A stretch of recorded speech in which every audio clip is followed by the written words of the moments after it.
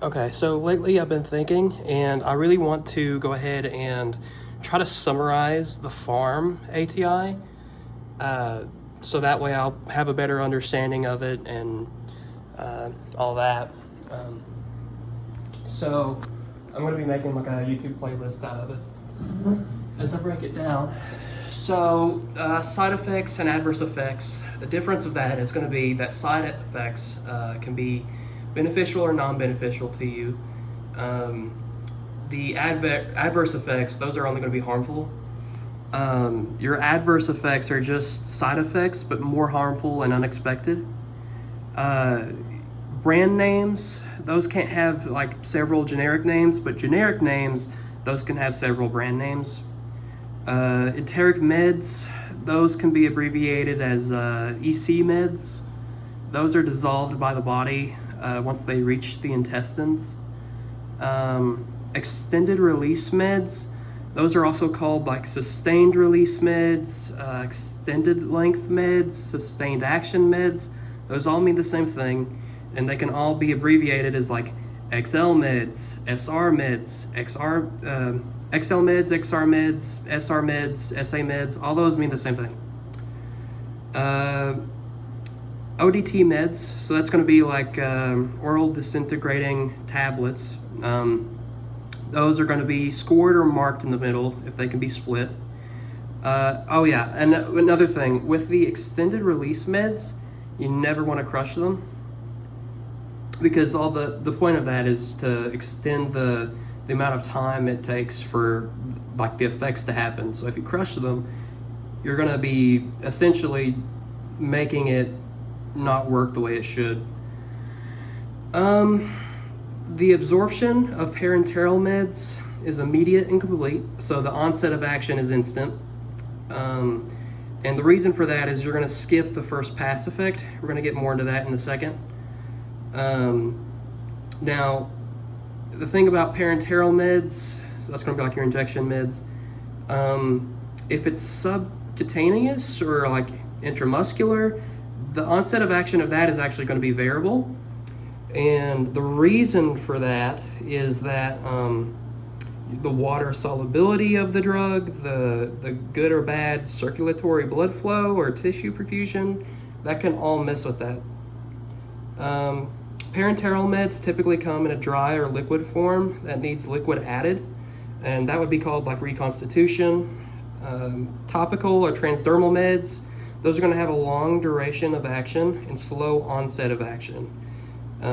They will be affected by meds if you have a patient and they have like a topical or transdermal med, they're going to be affected by that med for a long time, but it's going to take longer for that med to take effect. Okay, back on to first pass effect. Let me move this out of the way. I'm trying to rush through this if I can help it. Okay. So whenever you absorb a med or take a med by your mouth or whatever, you're first going to reach the intestinal wall, then the portal vein or portal system, and that is going to take you to the liver.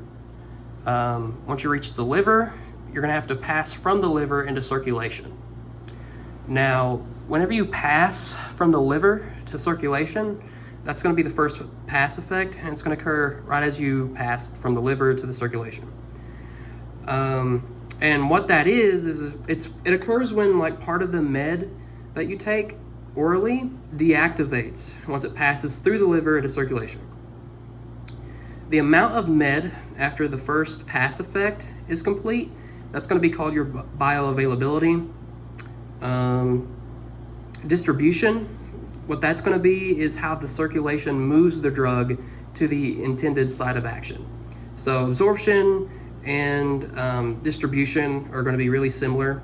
Just know that like absorption, the drug is going to be moving from the site of administration to other tissues.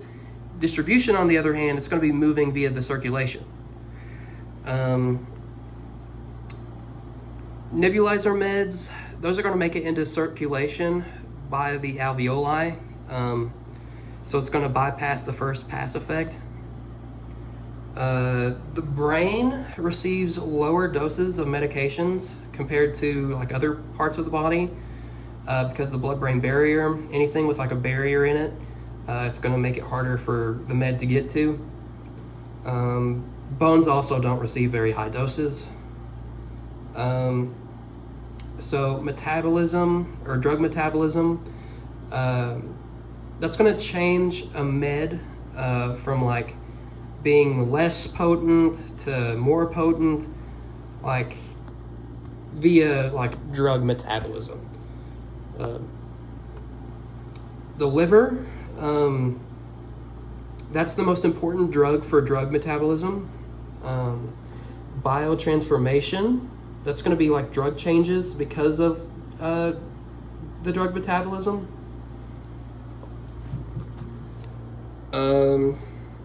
So drugs after biotransformation, so like after they change because of like metabolism or whatever, those are going to be called metabolites. If a med is excreted by the kidneys, they may reabsorb the med, so that's something to keep track of. The trough level, that's going to be whenever the med is at its lowest in the body, and the peak level, that's going to be when it's at its highest. Blood samples are going to be what you use to determine the peak levels and trough levels of a med in the body of a patient. Agonists, those are going to be meds that produce a greater than typical response by binding with specific receptors.